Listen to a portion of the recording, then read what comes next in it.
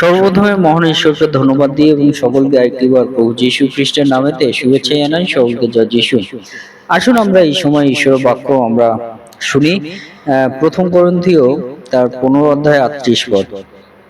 আর ঈশ্বর তাহাকে যে দেহ দিতে ইচ্ছা করিলেন তাহাই দেন, আর তিনি প্রত্যেক বীজকে তাহার নিজের দেহ দেন।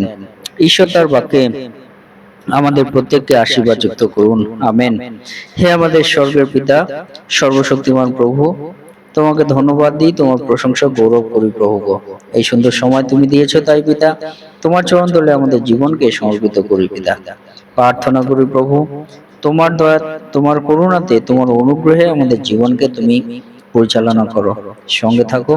এবং প্রভুকে এই সময় তোমার যে বাক্য শোনার সুযোগ করে দিয়েছো, এই বাক্যের মধ্য দিয়ে আমাদের জীবনে তুমি কথা বলো, সঙ্গে থাকো। এই প্রার্থনা প্রভু যীশু নামে চাই, আমেন। জয় যীশু, জয় যীশু। আজকে আমরা দেখি আমাদের পিতা ঈশ্বর তিনি এই বাক্যের মধ্য দিয়ে তিনি বিশেষ করে বলতে চান যে তিনি আমাদেরকে তার যে দেহ, সেই দেহের আকৃতিতে আমাদেরকে তিনি তিনি গড়েছেন, আমাদেরকে তিনি সৃষ্টি করেছেন, সে বিষয় পিতা ঈশ্বর তিনি বলতে চান। তাহলে আমরা যদি দেখি যে আমাদের ঈশ্বরের যে দেহ, সেই দেহর যে আকৃতি, সেই আকৃতিতেই সমস্ত মনুষ্য জগৎ কিন্তু সৃষ্টি হয়েছে। এই বিষয় কিন্তু পিতা ঈশ্বর এই বাক্যের মধ্য দিয়ে বিশেষ করে বলতে চান। তাই আমাদের পিতা ঈশ্বরের যে আকৃতি, সেই আকৃতি কি, আমাদের যে মানব দেহের যে আকৃতি, সেই আকৃতি পিতা ঈশ্বর বিশেষ করে তিনি বলতে চান। এবং এই বাক্যের মধ্য দিয়ে আরেকটি বিষয় পিতা ঈশ্বর তিনি বলতে চান যে তিনি কেন বললেন যে তার দেহের যে আকৃতি, সেই আকৃতিতে আমাদেরকে তিনি কিন্তু সৃষ্টি করেছেন, আমাদেরকে কিন্তু তিনি তৈরি করেছেন, আমাদেরকে কিন্তু তিনি তার যে দেহের যে রূপ আছে, সেই আকৃতিতেই, সেই রূপেই আমাদেরকে তৈরি করেছেন। এটা কেন পিতা ঈশ্বর তিনি বলতে চান? বিশেষ করে প্রথম যে বিষয় পিতা ঈশ্বর বলতে চান যে পিতা ঈশ্বরের প্রতিনিধিত্ব করার জন্যই কিন্তু পিতা ঈশ্বর তিনি আমাদেরকে তার দেহের আকৃতিতে সৃষ্টি করেছেন। প্রতিনিধিত্ব, যে আমরা আমাদের পিতার প্রতিনিধিত্ব করার জন্য, তার যে অংশ আমরা, সেটা আমরা প্রতিনিধিত্ব করার জন্যই কিন্তু পিতা ঈশ্বর আমাদেরকে তার যে দেহ, সেই দেহের আকৃতিতে আমাদেরকে তিনি সৃষ্টি করেছেন। তাই আমাদের পিতা ঈশ্বরের যে প্রতিনিধিত্ব করা কিন্তু আমাদের খুবই দরকার আছে। প্রতিনিধিত্ব করা বলতে সেই যে পিতা ঈশ্বর, তার প্রশংসা, তার গৌরব, তার যে মহিমা, হ্যাঁ, আমাদের কিন্তু প্রত্যেক জায়গায় বলা দরকার আছে।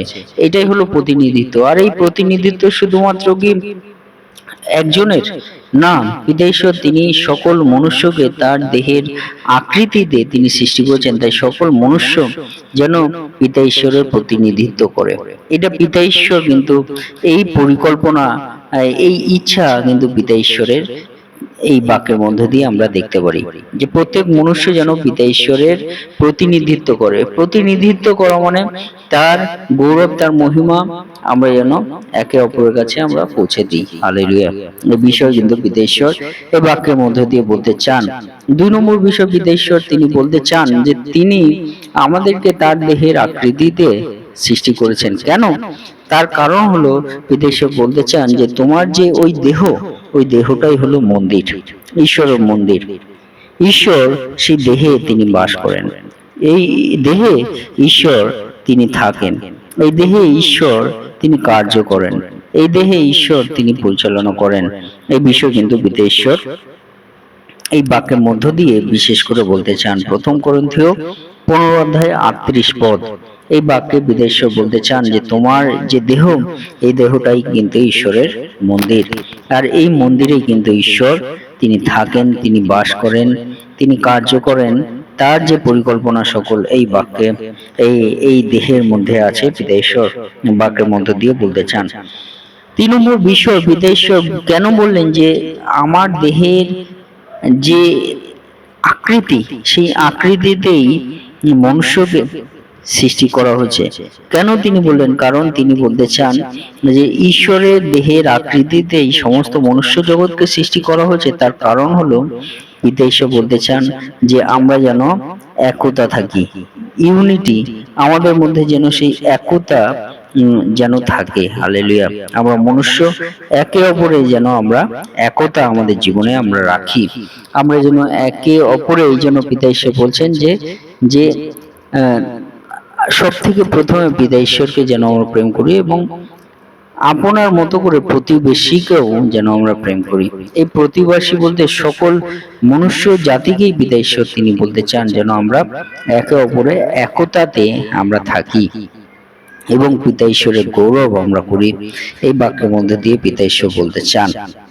এবং পরের যে বিষয়টি, যে ঈশ্বর তিনি তার দেহের আকৃতিতে আমাদের সৃষ্টি করেছেন, তার মানে পিতা ঈশ্বর তিনি আমাদেরকে বলতে চান যে আমরা যেন এই দেহের মধ্য দিয়ে আমরা তাড়না এবং গৌরব দুটোই আমরা পাই।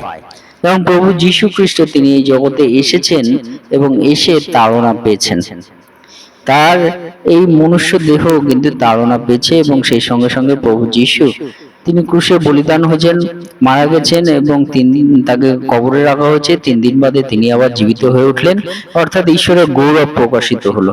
তাই সেটিকভাবে পিতা ঈশ্বর তিনি বলেন যে আমাদের এই দেহে তাড়না আসবে এবং সেই সঙ্গে সঙ্গে গৌরব বা মহিমা এই দেহের হবে একসঙ্গে। সেই জন্য পিতা ঈশ্বর বলছেন যে তার দেহের যে আকৃতি, সেই আকৃতিতেই কিন্তু পিতা ঈশ্বর সমস্ত মনুষ্য জগৎকে তিনি সৃষ্টি করেছেন। আর এর মধ্যে দিয়ে পিতা ঈশ্বর বলতে চান যে তোমার এই দেহে তাড়না এবং গৌরব দুটোই তুমি দেখতে পারবে যদি আমরা পিতা ঈশ্বরে আমরা বিশ্বস্ত আমরা থাকি। এবং এবং পরের বিষয়টি পিতা ঈশ্বর তিনি বলেছেন তোমার এই দেহটা হলো ঈশ্বর তার আকৃতিতে সৃষ্টি করেছেন। কেন তিনি বললেন? পরের যে বিষয় সেটা হলো যে পিতা ঈশ্বর বলতে চান এই দেহ পিতা ঈশ্বর তার নিজের দেহের আকৃতিতে আমাদের মনুষ্য জাতির দেহকে তিনি সৃষ্টি করেছেন। এইটা বলার কারণ হলো পিতা ঈশ্বর বলতে চান তোমার এই দেহটা, মনুষ্য জাতিকে বলতে চান তোমার এই দেহটা এই জন্য পিতা ঈশ্বরের আকৃতিতে তৈরি করা, এই জন্য তোমরা এই দেহকে জীবিত পবিত্র ঈশ্বরের প্রীতিজনক বলিরূপে যেন উৎসর্গ করো। হালেলুয়া। অর্থাৎ আমরা যেন এই দেহের মধ্য দিয়ে ঈশ্বরের গৌরব মহিমার জন্য আমরা সমর্পিত হই, পিতা ঈশ্বর বাক্যের মধ্য দিয়ে আমাদেরকে বলতে চান। এবং এই বিষয়টি কিন্তু খুবই গুরুত্বপূর্ণ যে এই দেহ তোমার, এই মনুষ্য দেহ তোমার যতদিন আছে, তুমি যতদিন বাঁচবে, হতে পারে 60 বছর, 80 বছর, 100 বছর, 110 বছর, 20 বছর, যত বছর তুমি বাঁচবে তোমার এই দেহ মধ্য দিয়ে যেন ঈশ্বরেরই গৌরব তুমি করো, ঈশ্বরেরই কিন্তু প্রশংসা তুমি করো, ঈশ্বরেরই আরাধনা যেন তুমি করো, তোমার এই দেহ দিয়ে ঈশ্বরেরই উপাসনা যেন তুমি করো এবং ঈশ্বরের কাছেই যেন তুমি প্রার্থনা করো এবং ঈশ্বরকেই যেন তুমি ডাকো। হালেলুয়া। এই দেহে মধ্য দিয়ে এইটাই পিতা ঈশ্বর কিন্তু তিনি বলতে চান যে এই কারণে পিতা ঈশ্বর তার দেহের আকৃতিতে সমস্ত মনুষ্য জগৎকে সৃষ্টি করেছেন। এইটা বলার কারণ হলো এই দেহটা যেন জীবিত, পবিত্র এবং ঈশ্বরের প্রীতিজনক বলিরূপে আমরা উৎসর্গ করি বলতে তার প্রশংসা, গৌরব, মহিমা আমরা যেন করি, তার আরাধনা উপাসনা যেন আমরা করি, এটা যেন আমরা না ভুলে যাই, পিতা ঈশ্বর বলেন। এবং শেষে যে বিষয়টি বলতে চাই যে পিতা ঈশ্বর তিনি আমাদেরকে তার দেহের আকৃতিতে কেন আমাদের সৃষ্টি করেছেন সেটি পিতা ঈশ্বর বলতে চান যেন ভবিষ্যতের যে আশা অর্থাৎ পুনরুত্থান। প্রভু যীশু তিনি আমাদেরকে বলেছেন যে আমরা যদি বিশ্বস্ত থাকি, পিতা ঈশ্বর প্রভু যীশু তিনি আবার আমাদের পুনরুত্থিত করবেন এবং স্বর্গে নিয়ে যাবেন। অর্থাৎ পিতা ঈশ্বর বলছেন তোমার এই দেহ হলো ভবিষ্যতের আশা, অর্থাৎ তোমাদের এই দেহে আবার পুনরুত্থান হবে। প্রভু যীশু যেমন পুনরুত্থিত হয়েছেন তার দেহে এবং সেই দেহ সমেত তিনি কিন্তু স্বর্গে গেছেন, সেই পুনরুত্থান কিন্তু আমাদেরকে দেবেন। তাই ভবিষ্যতের আশা প্রকাশ পায় আমাদের এই দেহের মধ্য দিয়ে। পিতা ঈশ্বর সেই বিষয়ে তিনি বলেন, সেই জন্যই তিনি তার দেহের আকৃতিতেই আমাদেরকে সৃষ্টি করেছেন। হালেলুয়া। তাই আসুন আমরা সেই পিতা ঈশ্বরকে আমরা বিশ্বাস করি এবং তাকে আমরা যেন আরাধনা আমরা করি, তার কে যেন আমরা ডাকি, তাকে যেন আমরা আহ্বান করি এবং তাকে যেন আমরা তার স্তুতি বন্দনা যেন আমরা করি। পিতা ঈশ্বর এই বাক্যের মধ্যে দিয়ে তিনি আমাদেরকে বলতে চান। আমরা কি তার সেই স্তুতি বন্দনা আমরা করব, তার আরাধনা কি করব এই দেহের মধ্যে দিয়ে? কারণ এই দেহটাই তিনি আমাদেরকে দান করেছেন। আশ্চর্য রকম ভাবে তিনি আমাদেরকে সৃষ্টি করেছেন এই দেহে। তাই পিতা ঈশ্বর তিনি আমাদেরকে বলতে চান যেন এই দেহ দিয়েই তার আরাধনা, উপাসনা, তার স্তুতি বন্দনা আমরা যেন করি। ঈশ্বর তার বাক্যে আমাদের প্রত্যেককে আশীর্বাদ যুক্ত করুন। আমেন। এই মুহূর্তে পিতা ঈশ্বরের প্রেম এবং প্রভু যীশু খ্রিস্টের অনুগ্রহ ও পবিত্র আত্মার সহভাগিতা যুগ থেকে যুগান্ত পর্যন্ত আপনাদের সকলের সহবর্তী হন। আমেন। জয় যিশু, জয় যিশু। ঈশ্বর আপনাদের প্রত্যেককে আশীর্বাদ যুক্ত করুন। মৃত্যুর বন্ধন ছিঁড়ে গেছে, কবর খালি পড়ে আছে, অন্ধকার চিৎকার করে,